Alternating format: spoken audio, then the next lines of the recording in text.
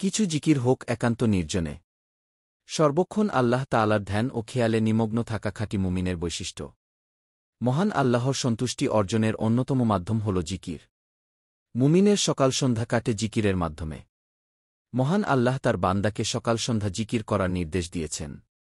তিনি বলেন, তোমার রবকে স্মরণ করো মনে মনে কাকুতিমিনতি ও ভীতি সহকারে অনুচ্চ স্বরে সকালে ও সন্ধ্যায়। আর তুমি উদাসীনদের অন্তর্ভুক্ত হয় না। আরাফ ৭-২০৫। হাসান বসরি রহমাতুল্লাহ আলাইহি বলেন, মুসলিম ব্যক্তির বৈশিষ্ট্য হল তারা দোয়া করার মধ্যে পরিশ্রম করে। কিন্তু কেউ তাদের আওয়াজ শুনতে পায় না, বরং দোয়া ও জিকিরের মৃদু শব্দ শুধু তার রব ও তার মাধ্যমেই সীমাবদ্ধ থাকে। তাফসিরে ইবনে কাসির ৩-২-৪-৮। কিছু জিকির হোক একান্ত নির্জনে। নির্জন জিকির মহান আল্লাহর বেশি পছন্দের। আবু মুসা আশারি রাদিয়াল্লাহু আনহু বলেন, আমরা এক সফরে রাসূলুল্লাহ সাল্লাল্লাহু আলাইহি ওয়াসাল্লাম এর কাছে ছিলাম। যখন আমরা কোনো উপত্যকায় আরোহণ করতাম, তখন লা ইলাহা ইল্লাল্লাহ এবং আল্লাহু আকবার বলতাম। আর আমাদের আওয়াজ অতি উঁচু হয়ে যেত। নবী করিম সাল্লাল্লাহু আলাইহি ওয়াসাল্লাম আমাদের বলেন, হে লোক সকল! তোমরা তোমাদের প্রতি সদয় হও। তোমরা বধির বা অনুপস্থিত কাউকে ডাকছ না, বরং তোমরা এমন সত্তাকে ডাকছ যিনি শ্রবণকারী এবং অতি নিকটবর্তী। আর তিনি সর্বদা তোমাদের সঙ্গেই আছেন। বুখারী হাদিস ৪-২০৫। নবী করিম সাল্লাল্লাহু আলাইহি ওয়াসাল্লাম বলেন, ৭ শ্রেণীর ব্যক্তি কিয়ামতের ময়দানে আল্লাহর আরশের ছায়ায় আশ্রয় পাবে।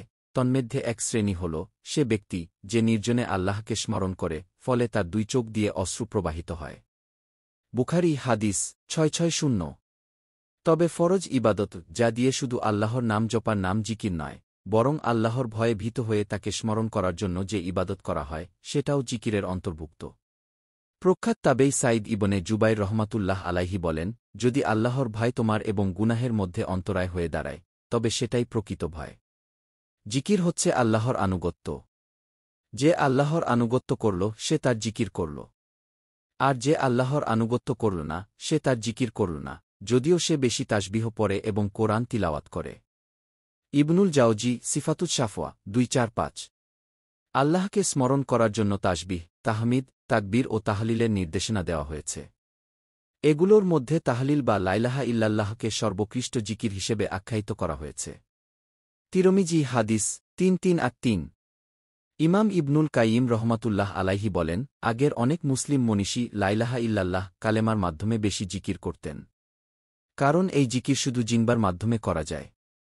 এখানে ঠোঁটের কোনো অংশগ্রহণ নেই। তাই এই জিকির অধিক গোপনে করা যায়। বান্দা তার ঠোঁট বন্ধ করে সবার অগোচরে আল্লাহর জিকিরে ব্যস্ত থাকতে পারে। ইবনুল কাইয়িম ইলামুল মুওয়াক্কিন ৩-২-৮। এটা খুবই বাস্তবসম্মত কথা। কেননা সুবহানাল্লাহ, আলহামদুলিল্লাহ, আল্লাহু আকবার প্রভৃতি বাক্য পাঠের সময় ঠোঁট নড়াচড়া করে। কিন্তু লা ইলাহা ইল্লাল্লাহ বলার সময় একদম ঠোঁট নড়ানোর প্রয়োজন হয় না, বরং ভরা মজলিসে বসেও ঠোঁট বন্ধ রেখে গোপনে এই জিকির করা যায়। সুতরাং রাস্তাঘাটে, গাড়িতে বাড়িতে, চলতে ফিরতে আমরা যেন এই বাক্যের মাধ্যমে আল্লাহর জিকির করতে পারি। আল্লাহ সবাইকে ইসলাম মেনে চলার তাওফিক দিন। আমিন। দিন প্রচারের উদ্দেশ্যে ভিডিওটি শেয়ার করুন। লাইক, কমেন্ট, ফলো এবং চ্যানেলটি সাবস্ক্রাইব করে পাশে থাকবেন। জাযাকাল্লাহ খৈরান।